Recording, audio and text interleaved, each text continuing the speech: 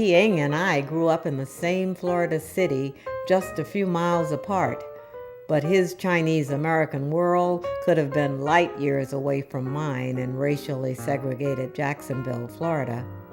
Or was it?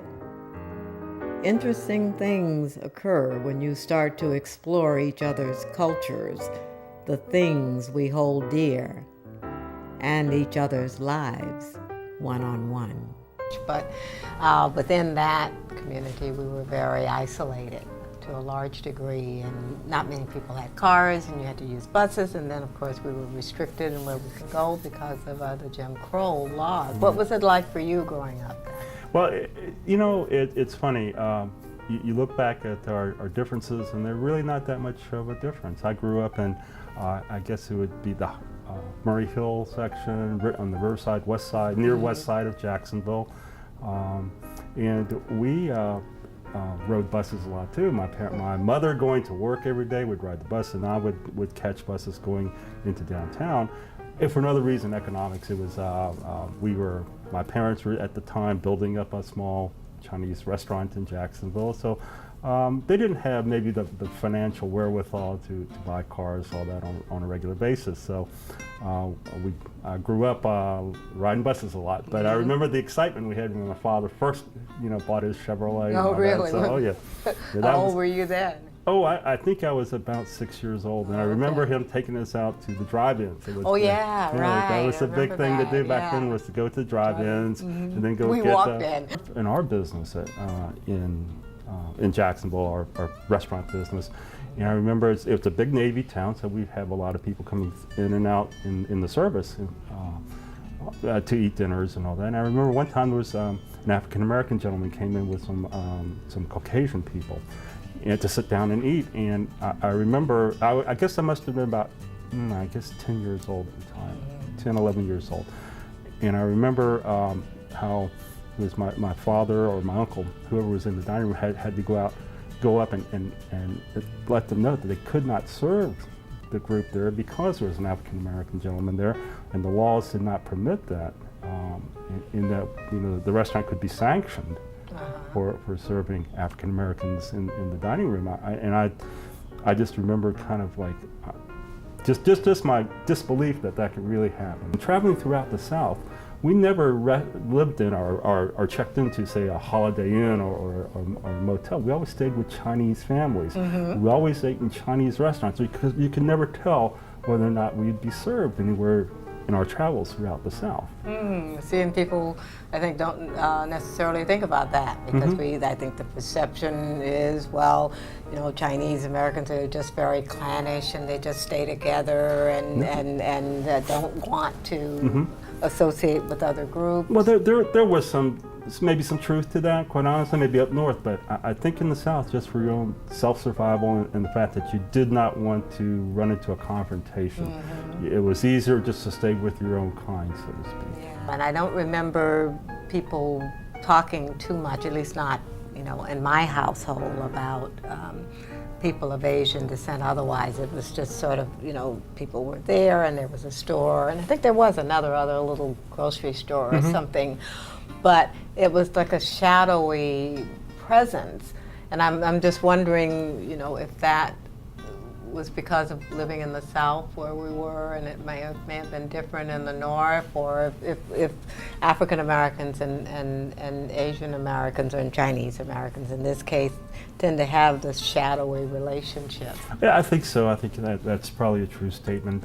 Maybe we were living on different planes of existence at the time, but I do remember growing up, you really can't describe her as a nanny. It was a friend of the family who was an African American lady, very kind lady. And in growing up, I guess when I was 4, 5, 6 years old, she would take care of me when my parents were in the restaurant because they had to go in early. They worked lunches, and then in the afternoons they were getting ready for dinner. So it was very little time to really take care of myself and my brother. So she stepped in and kind of became our surrogate mother. And I remember one of my earliest recollections of the African American community was going to a church I guess I could describe it as a service, a revival almost, in an African American church. What an experience for really? For a 6, 7-year-old child. You know, the choir was up there having a great time, and the minister was preaching as hard as it was just an eye-opening experience for me. And your parents I still remember that. And your parents were okay with that? Oh yes, very much. Yeah. Well, they were converted to Christianity in China and married by a Presbyterian minister in China. I felt almost persecuted, quite honestly, in Jacksonville, which was probably a different perception than, say, the African American community, and that's because a lot of people assumed, for rightly or wrongly, that all Asians were Japanese, and they had bombed Pearl Harbor, and there I was, the person who had probably committed this dastardly deed. And I remember trying to explain as I was growing up, I'm not Japanese, I'm Chinese. So that was maybe it was a unique experience for an Asian American growing up in Jacksonville, and especially in a town that had the heavy military influence like Jacksonville. Just a lot of kids that I ran into my age just had this misperception that somehow all Asians were bad because they had attacked the United States. But yet you got involved in so many things, and you were involved in sports. You were the first Asian American page in the United States House of Representatives and all. So. Well, I think that kind of, honestly, I was just at the right place at the right time, for no other way of describing it aptly. There was a lot of change going on. I always needed to put my best foot forward, and it can be a real pressure experience for a teenager growing up, always trying to measure up to this level, this goal that your parents expected you to, or the community expected you to. So, well, the model minority. Oh, that yes, goes for a lot of us too, or being the token of being one of the first, like I've experienced. And I never realized that until later on, getting into a sociological discussion about the model minority and how truly that's a misperception that there are all kinds that make up the Asian community, just as if there are all kinds that make up society in general. There are some parallels in the Asian community to the Cuban community, because you saw that the first wave of, for instance, Cubans coming to the United States became very successful, very hardworking. And later waves of immigrants were less successful. They were maybe from a lower economic, socioeconomic background in Cuba. And it was similar with Asians, with a lot of Asians. There's a group in the Asian American community, and it would be wrong to broadly paint the entire Asian community as model citizens. There are some who are struggling. Sometimes there's envy, I think, among a lot of us. Native-born Americans and African Americans in this case, envy of those of strong immigrant backgrounds who can identify those roots and still have that tie. But even those of us that are native-born, I was born in the United States, we all come from somewhere else. And we can never lose sight of the fact that there are differences amongst us, but the more you explore and look into it, the more similar we all are. We all come from different all come from somewhere else. As opposed to the African American experience growing up in the segregated South, where you knew you weren't welcome here or you were welcome there.